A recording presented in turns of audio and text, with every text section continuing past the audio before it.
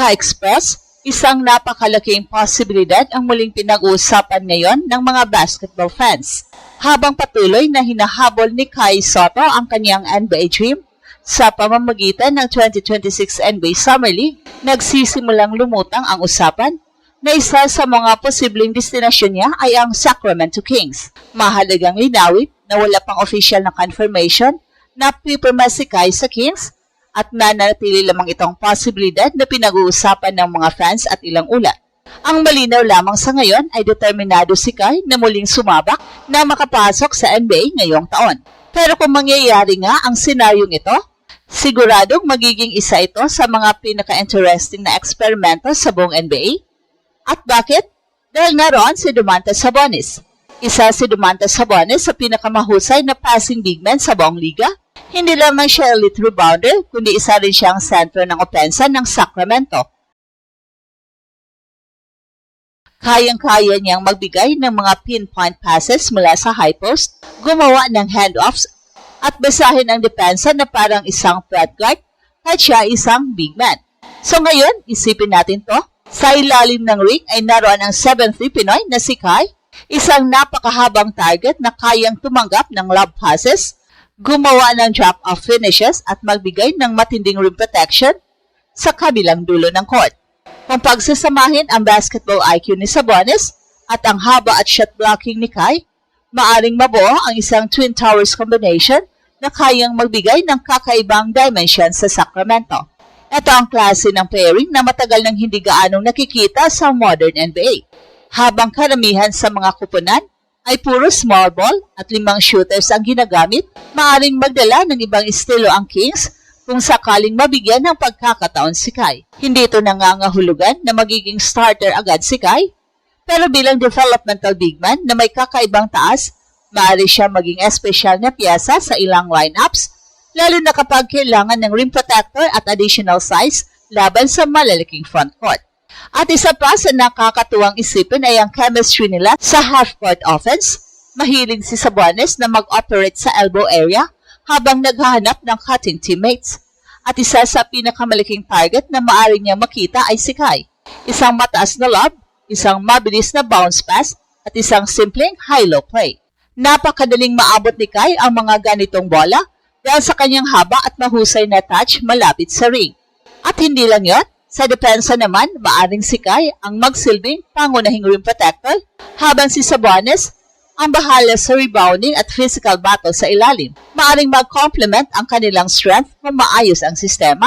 Well, hindi kataka-takang maraming fans ang na-excite sa ideyang ito.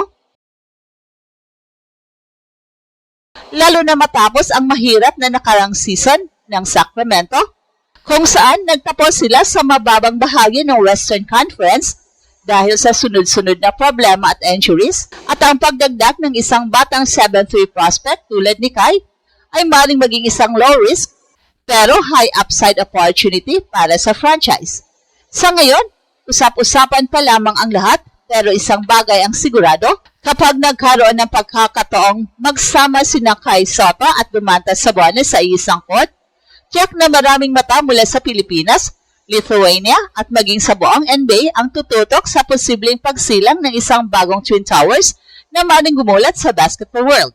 At kung basketball fit ang pag-uusapan, isa sa pinakamaliking tanong ay ito, maaari bang tunay na magsabay sa loob ng court sina Kai Sotto at Domantas Sabonis? Well, sa unang tingin, may mga nagsasabing mahirap ito dahil mabilis na ang takbo ng modern NBA. Maraming kupunan ang gumagamit ng small ball lineups, 5 shooters at mabilis na switching defense. Pero kapag sinuri ng mabuti ang kanilang mga kakayahan, makikita na maaari silang mag-complement sa isa't isa sa halip na magsapawan. Si Sabonis ay kilala bilang isa sa pinakamahusay na passing center sa buong liga. Hindi siya ang typical na big man na nag-aantay lamang ng bola sa ilalim. Madalas, siya ay nagsisimula ng opensa mula high post, elbow area o top of the key. Dahil sa kanyang elite court vision, kaya niya makita ang mga cutting teammates bago pa man ito mabasa ng depensa. Dito maaaring maging napakalaking bentahe si Kai. Sa kanyang 7'3" na taas, napakahabang wingspan, nagiging napakalaking target siya para sa anumang uri ng pass. Isang love pass lamang mula kay Sabonis ay maaring mauwi agad sa alley-oop finish.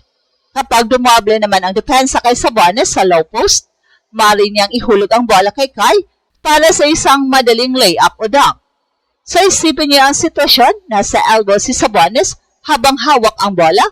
Biglang nagsiset ng screen si Kai bago mabilis na rumolyo patungo sa rim. Kapag sumunod ang depensa kay Kai, magkaroon ng driving lane ang mga guards ng Sacramento. Pero kapag iniwan naman si Kai, isang simpleng lob pass lang ang kailangan upang makakuha ng mataas na porsyento ng tira.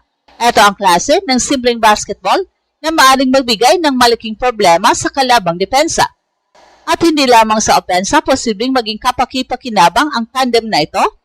Sa depensa, maaaring mas lalong luminaw ang kanilang mga papel. Isa sa mga madalas na hamon ni Sabonis ay ang rim protection. Bagamat isa siyang elite rebounder at physical defender, hindi siya kilala bilang dominant shot blocker. Kung may isang player na maaaring tumulong sa aspetong ito, isa na rito si Kai. Sa kanyang haba at timing, kaya niyang baguhin ang direksyon ng mga tira kahit hindi niya ito direktang mablock. Ang presensya pa lamang niya sa ilalim ay maaaring mag-atubili ang mga kalaban na umatake sa paint. Habang si Kai ang nagbabantay sa ring, maaaring ito naman ni Sabonis ang kanyang lakas sa boxing out, pagkuha ng rebounds at mabilis na pagsisimula ng fast break. Kapag nakuha ni Sabonis ang defensive rebound, kilala siyang mabilis maglabas ng outlet pass. Kung makakatakbo si Kai sa transition, maaari siyang maging isa pang finishing option sa open court. Siyempre, hindi rin mawawala ang mga hamon.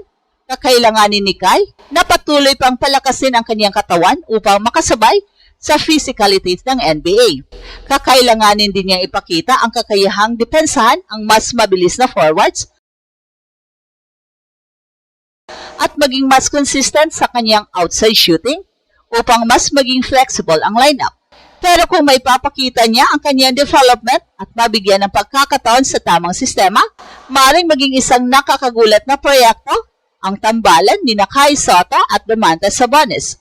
Well, sa ngayon, nananatiling posibilidad lamang ang lahat ng mga ito. Pero kung sakaling magsuot ng Sacramento Kings jersey si Kai balang araw, hindi imposibleng makita ng mga basketball fans ang isang Twin Towers partnership na kayang magbigay ng bagong mukha sa frontcourt ng Kings at lumikha ng isa na namang kapanapanabik na kabanata sa paglalakbay ng Pinoy Giant patungo sa NBA. At ito ang Express Info kung saan bawat kwento ginulat ang mundo. Don't forget to like and subscribe.